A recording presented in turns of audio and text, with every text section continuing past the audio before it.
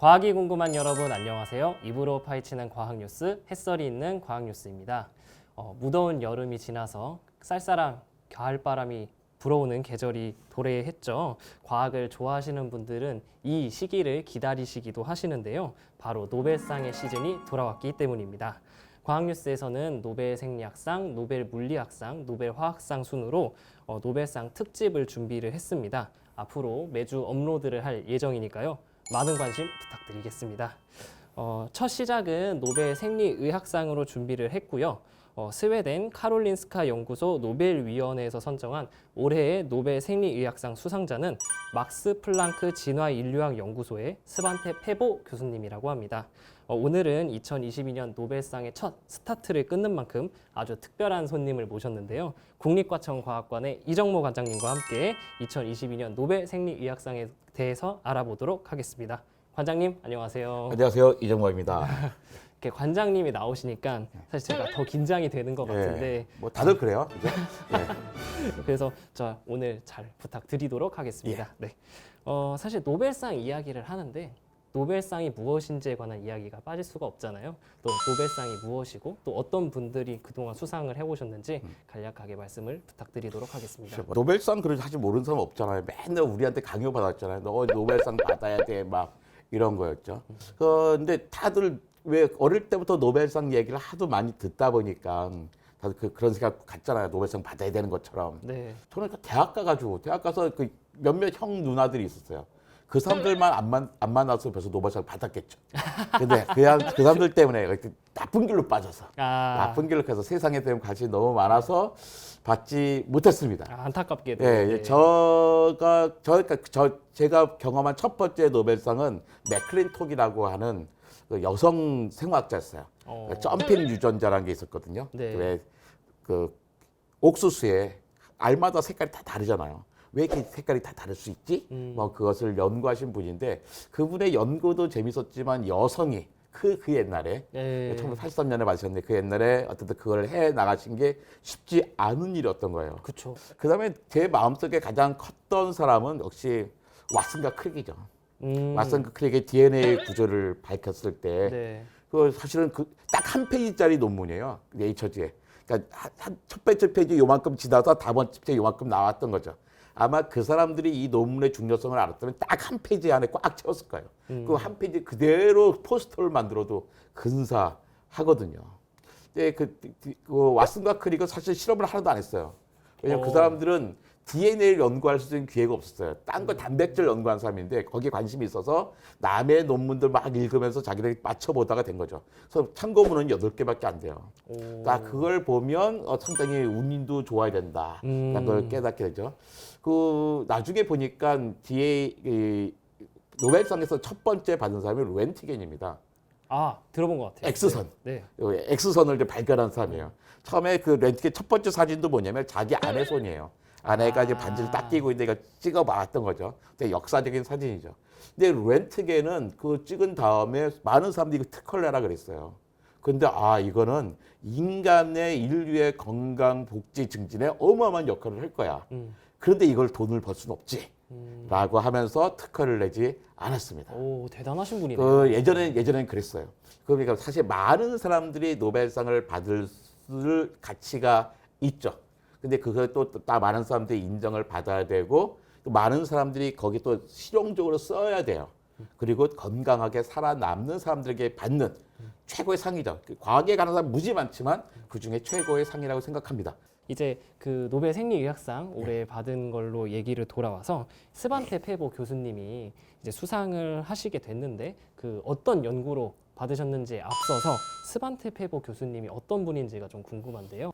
그러니까 스웨덴의 웁살라 대학, 그 유명한 웁살라 대학에서 이제 박사학위를 받았는데 아데노 바이러스라고 하는 코로나 때문에 바이러스 다 많이 알게 됐잖아요. 네. 아데노 바이러스 DNA 바이러스인데 거기 표면에 있는 E2 단백질을 연구하면서 이제 박사학위를 받았어요. 그러니까 기본적으로 생화학자이고 유전학자인 분이에요.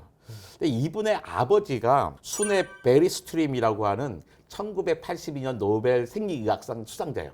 아버님이. 아버지도 네. 똑같이 생리의학상을 받았는데 사실 널리 알려지지 않았어요. 왜냐하면 혼외자예요. 그러니까 이분이 바람 펴서 난 아들이에요. 아, 예. 그래서 이분이 그 많이 좀 자기 사생활을 많이 밝히거든요. 그러니까 그 스판테 페버가 네. 너 왜 그러냐니까 자기 얘기를 한 거야.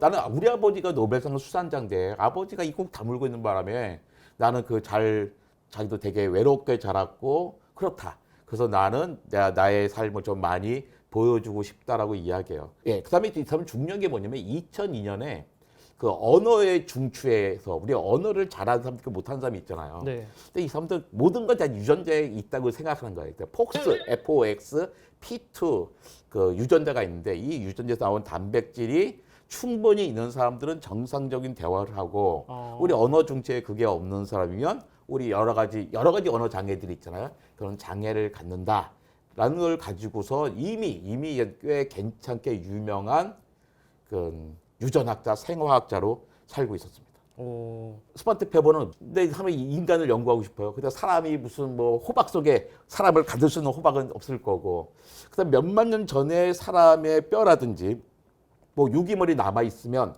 거기서 뽑아내서 그 옛날 인간의 유전체를 찾아낼 수 있지 않을까? 그래가지고 이 사람이 고 유전체학의 창시자가 되신 거죠. 아, 그러면은 이제 그 스반테 페보 교수님이 어떤 연구를 통해서 좀 노벨상을 이번에 받게 되셨는지 궁금한데요. 이번에 노벨위원회에서 노벨상 수상자를 발표하면서 선구적인 연구로 불가능해 보였던 일을 해냈다. 라는 코멘트를 달아주셨어요. 어떤 연구로 받게 되신 건지 굉장히 기대가 되는데. 그러니까 불가능했다는 게 옛날 걸 했다는 거예요. 근데 이 스반테 페보 전에도 몇만 년 정도가 아니라 몇백만 년, 몇천만 년 전에 그 뼈에서도 나는 유전체를 검출해가지고 조사를 했던 발표한 사람들이 많았던 거죠. 네. 스반테 페보는 피식했어요.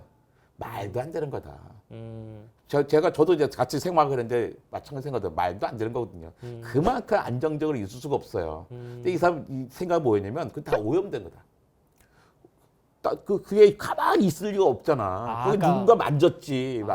만졌고 거기 어떤 박테리아도 그에서 죽고 박테리아 유전자도 있고 사람이 만졌을 사람 유전자도 있고 지나가다 곰이 쌌을 똥 싸면 곰 똥 유전자도 있고 막 그런 거예요. 그러니까 우리가 순수하게 알고 싶은 그 유전자가 그대로 있었을 리가 없다. 그래서 없다고 생각한 거죠. 근데 그래서 그게 아니라는 걸 쭉 설명을 해요. 이게 가서 딴 거잖아. 그러면서 생각한 게 야, 저도 뼈가 생겼어. 근데 이 뭐 네안데르탈이 뼈가 있다 봐요. 뼈를 껍데기에서 해서는 안 되겠구나. 안쪽 걸 끄집어내야지. 안쪽은 오염됐을 리가 없잖아요. 없으니까요. 근데 그 중에서도 세포 안에 보면 미토콘드리아라는 게 있잖아요. 아, 네. 배웠죠. 네. 뭐 동물이나 식물 세포의 그 발전소 역할을 해요. 근데 미토콘드리아는 자기 고유의 유전자를 갖고 있거든요. 종마다 다 다른 거예요.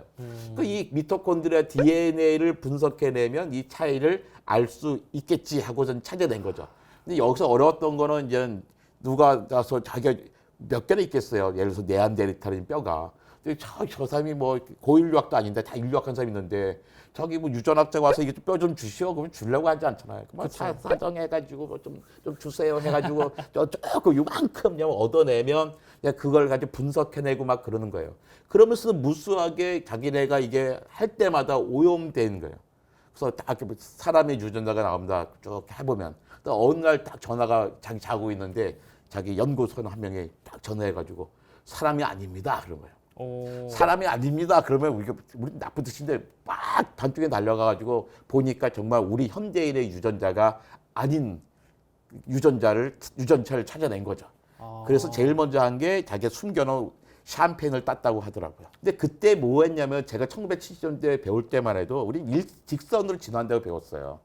오스트랄로피테쿠스가 뭐가 되고 얘가 뭐 네안데르탈이 되고 네안데르탈이 호모사피엔스 된다. 이런 직선적인 진화라고 배웠거든요. 맞아요, 요즘 맞아요. 그게 아니거든요. 여기서 이렇게 갈라서고 그러는 거죠. 그러니까 우리가 그래서 뭐 루시라고 해가지고 오스트랄로피테쿠스 아파렌시스가 우리의 딱 조상이냐? 조상이 아닐 수가 있는 거예요. 우리보다 옛날에 살았던 인류인 거지 그게 아닌거든요. 그래가지고 우린 예전에 네안데르탈이 호모사피엔스의 조상이라고 배우기도 했는데 물론 이 사람이 연구할 때는 그것까지는 아닌 줄 알고 있었지만 어떤 관계가 있을까? 그러면서 조상이란다면 모든 인류의 고향은 하나야 되는 거예요. 아프리카에서 나와야 돼. 아프리카에서 나와서 다 똑같은 유전자를 가져야 되는데 네안데르탈과 우리가 다른 유전자를 갖고 있는 거예요. 이렇다면 어떻게 해요? 우리가 오스트랄 네안데르탈 우리의 조상이 아닌 거잖아요. 확실해지는 거잖아요. 다녀면 그러면서 인류가 또 어떤 게 있으면 아프리카 기원이 한 게 아니라 곳곳에서 생겨났다라는 또 이론도 있어요. 근데 지금은 그렇다 해가지고 곳곳 생겨나고 하는 건 아닌데 왜 그러냐면 타마다 아프리카 사람이 있잖아요. 그 사하라 사막의 이남의 아프리카 사람을 빼놓고는 모든 호모사피엔스가의 이 네안데르탈인의 유전자가 들어와 있어요. 우리 몸 안에도 2%에서 한 6% 정도의 네안데르탈 유전자가 있는 거예요. 우리는 그 사이에 그 조상들끼리 서로 사랑을 나누고 이제 번식을 했다는 거죠. 그러니까 인류의 조상은 아니지만 네. 다른 종이라고 표현하는 게 맞는지 모르겠지만 이제 그런 식으로 교배가 돼가지고 지금 우리에게까지 우리 몸에도 남아 있는 거죠. 남아 있는 거군요. 그러니까 흔히 말하는 순수한 호모사피엔스는 사하라 사막 이남의 그 진짜 우리 과학적 쓸 수 없는 아프리카인, 그러니까 피부가 검은색인 아프리카인, 그 사람들만 순수한 호모사피엔스고 나머지는 이제 다 섞여 있다는 걸 밝힌 거예요. 그래서 그걸 찾은 다음에 2006년에 그걸 알아낸 다음에 선언을 해요. 이제 내가 네안데르탈인의 모든 유전체를 갖다가 확립시키겠어. 그래서 사람들이 피식했죠.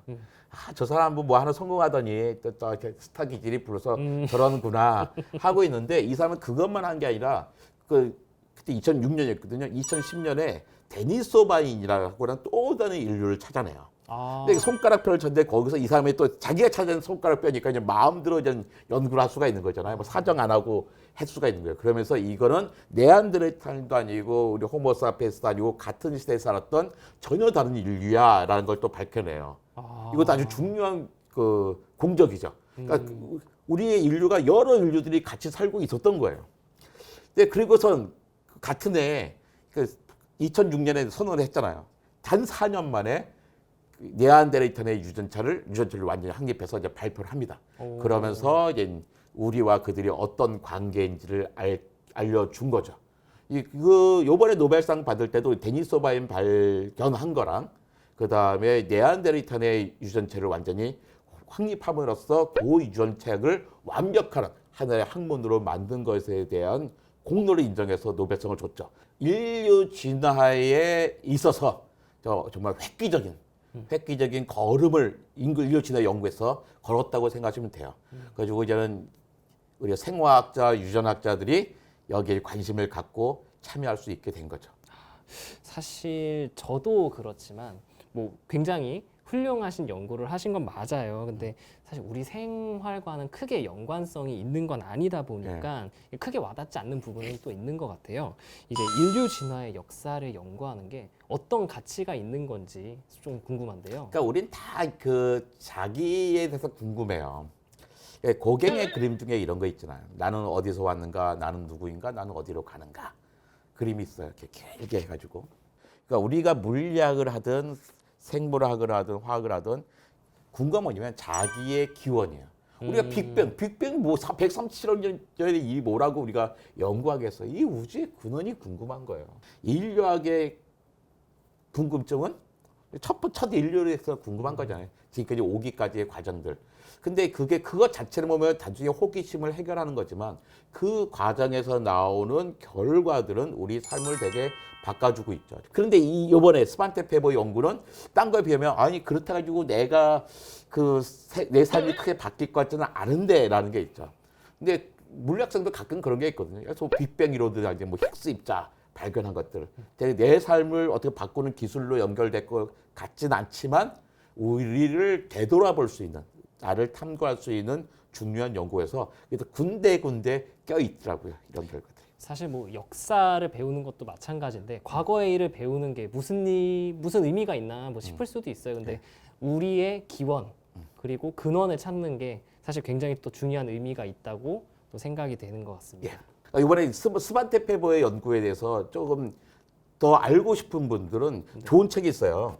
스반테 페버가 쓴 자기 자서전이에요. 잃어버린 개놈을 찾아서 라는 책이 있거든요. 아, 이거 되게 유명한 책이라고 예, 하시더라고요. 정말 재밌는 책이에요. 자기 책이에요. 자기 책에서 자기 잘난 척이 많긴 해요. 약간 어려운 내용도 있지만 이거 쭉 보시면 될 것 같고요. 근데 이것보다 더 잘 쓴 책이 한국 사람이 쓴 책인데요. 우리는 모두 2% 내한대를 탈입니다. 그러니까 이 중에 한 절반은 이 스반테 페보의 이야기를 했어요. 근데 스반테 페보보다 더 잘 설명했어. 한국의 과학자들이 좀 대단합니다. 아, 이 정도입니다. 네, 그 네안데르 요 연구 얘기는 조금밖에 안 나오지만 그 인류의 진화, 기원에 대해서 알고 싶은 분들에게 간추하는 책은 인류의 기원이라는 책인데요. 저 미국에 계신 이상희 교수와 우리나라의 윤신영 기자가 같이 썼어요. 근데 이게요. 책이 나오자마자 9개 국가에 번역이 됐습니다. 한국 과학책 가운데 아마 가장 많이 번역되고 가장 많이 교과서로 쓰인 책 같아요. 근데 이 공저자가 과학 기자였거든요. 당연히 누구나 읽을 수 있도록 잘 쓰여져 있습니다. 이 세 책 여러분에게 강추하고요. 그래서 뭐 기본적으로 이거 보시고, 그다음에 이것도 보시고, 이것도 보시면 되겠습니다. 네, 그 관장님께서 추천하시는 이 책들 뭐 또 궁금하신 분들 추가적으로 계시면 더 확인해 보시면 될 것 같습니다. 사실 과학 뉴스가 지향하는 바가 얇고 넓게 과학 이슈를 해설을 하는 것인데요. 사실 노벨상이 전문 분야라고 생각을 해가지고 너무 어렵지 않을까, 시청자분들에게 너무 어려운 얘기를 말씀드릴 수 있지 않을까 걱정을 많이 했는데 오늘 너무 쉽게 해설해 주신 관장님께 감사하다는 말씀 드리고요. 저희는 다음 주 노벨 물리학상 특집으로 다시 돌아오도록 하겠습니다. 안녕.